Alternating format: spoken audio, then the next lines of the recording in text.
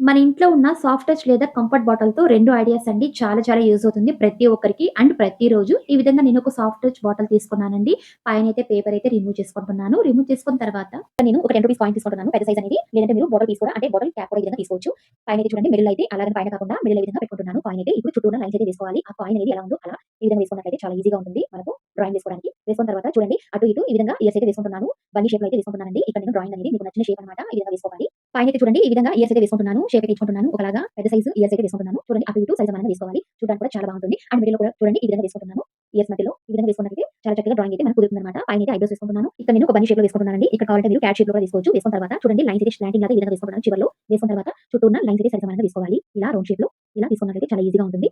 వేసుకున్న తర్వాత మనం లైన్స్ అనేది ఎలా వేసుకున్నామో కట్ చేసుకోవాలండి. కట్టర్ తీసుకొని చూడండి ఇక్కడ చూపించే విధంగా లైన్స్ అనేది ఈ విధంగా కట్ చేసుకోవాలన్నమాట. మనం మిడిల్‌లో అయితే కట్ చేసుకోకూడదు ప్రస్తుతానికి. ఫస్ట్ అయితే ఈ విధంగా ఎడ్జెస్‌లో మాత్రం లైన్స్ అయితే డ్రా చేసుకున్న దగ్గర మాత్రం కట్ చేసుకోవాలండి. కట్ చేసుకున్న తర్వాత షేప్ అయితే చూడండి ఈ విధంగా ఉంటుంది. మిడిల్‌లో కూడా డ్రాయింగ్ అయితే ఈ విధంగా కట్ చేసుకుంటున్నాము. మనం ఎలా కట్ చేసుకున్నామో చూడండి చాలా చక్కగా ఈ విధంగా కట్ చేసుకున్న తర్వాత నేను కింద కూడా హోల్స్ పెట్టుకున్నాను. ఈ విధంగా ఎడ్జెస్‌లో అయితే ఆర్గనైజర్ అయితే రెడీ చేసుకున్నామండి. చాలా సూపర్‌గా ఉంది. చూడడానికి కూడా చాలా క్యూట్‌గా ఉంది. కావాలంటే మీరు పైన అయితే హోల్స్ పెట్టుకొని వాటిని కూడా చేసుకోవచ్చు. జస్ట్ ఇలా నేను వాష్ బేసిన్ దగ్గర ఈ విధంగా పెట్టుకొని సోప్ ఆర్గనైజర్ లాగా మనం తయారు చేసుకోవచ్చండి. చూడడానికి చాలా అందంగా ఉంటుంది. తప్పకుండా ట్రై చేయండి. ఇప్పుడు సెకండ్ ఐడియా అండి. అనుకున్నాం కదండీ సాఫ్ట్ టచ్ బాటిల్‌లో మిగిలిన పీస్ కూడా పడేయకుండా ఈ విధంగా యూజ్ చేసుకోవచ్చు. చూడండి లైన్స్ అయితే ఈ విధంగా వేసుకుంటున్నాను. మిడిల్‌లో స్కెచ్ పెన్ తీసుకొని లైన్స్ చూడండి ఈ విధంగా రిటర్న్ చేసి వెనకాల అండ్ సైడ్స్‌లో లైన్స్ అయితే ఈ విధంగా వేసుకుంటున్నాను. మనం లైన్స్ ఎలా వేసుకున్నామో కట్ చేసుకోవాలి. కట్టర్ తీసుకొని చూడండి కట్ చేసుకున్న తర్వాత షేప్ అయితే ఇలా ఉంటుంది.